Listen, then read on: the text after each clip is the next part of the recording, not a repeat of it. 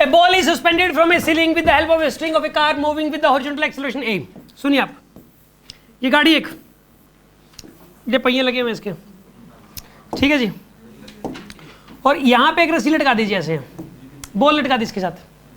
अब पता क्या, अगर ये गाड़ी कांस्टेंट स्पीड से चले, कैसी स्पीड से चले, कांस्टेंट स्पीड से चले, तो ये रस्सी ऐसे ही रहेगी वर्टिकल, स्पीड जितनी ज़्यादा मर्जी हो कोई दिक्कत नहीं है। आप मतलब से गाड़ी के ना अंदर छत के ऊपर लटका के देखना कुछ ऐसा, छत पे आप एक काम करना, रस्सी के साथ बॉल लटका देना, ठीक है।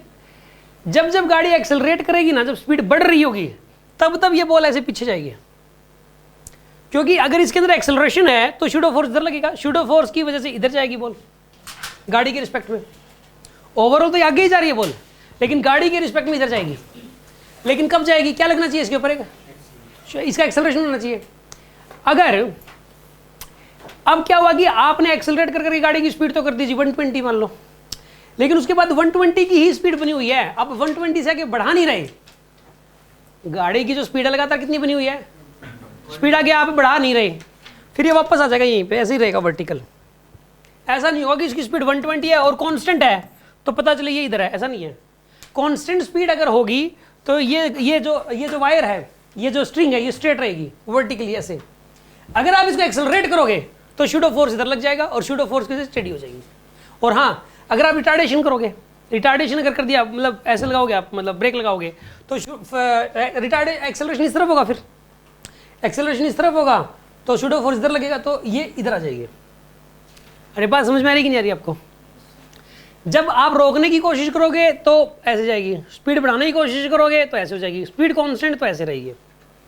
अभी क्या कह रहा है कि इसका एक्सेलरेशन ए है, हाँ जी, इसका एक्सेलरेशन कितना बताइए गाड़ी का एक्सेलरेशन ए। ये बताना है कि ये कितना एंगल घूम जाएगी, यहाँ पर ये एंगल की वैल्यू बतानी है कितनी हो जाएगी इसके अंदर। क्वेश्चन ये है, कैसे करें इसको, सुनो आप, नीचे क्या लगेगा mg, शूडो फोर्स ना लगेगा, मास तो इसका m और एक्सेलरेशन इसका a, m में। तो ये बताइए आप, यहाँ पर ये जो नेट फोर्स लगेगा, इधर लगेगा नेट फोर्स, इन दोनों का रिजल्टेंट कितना हो जाएगा, m a का स्क्वायर प्लस mg का स्क्वायर पूरे का टेंशन इसके बराबर ही हो जाएगी यहाँ पे। हाँ जी, इन दोनों का स्क्वायर करके इंक्लूड कर दो तो टेंशन बताइए इसके बराबर होगी कि नहीं होगी? अगर इसमें ये पूछा था स्ट्रिंग में टेंशन कितनी होगी, स्ट्रिंग में टेंशन कितनी होगी। अब ये वाला एंगल और ये वाला एंगल सेम है, ये एंगल और ये एंगल सेम है, बताओ टेंजेंट थीटा की वैल्यू कितनी आएगी यहाँ पे, this by this, M A by M G, M से एम कैंसिल, तो थीटा की वैल्यू कितनी आएगी यहाँ पे,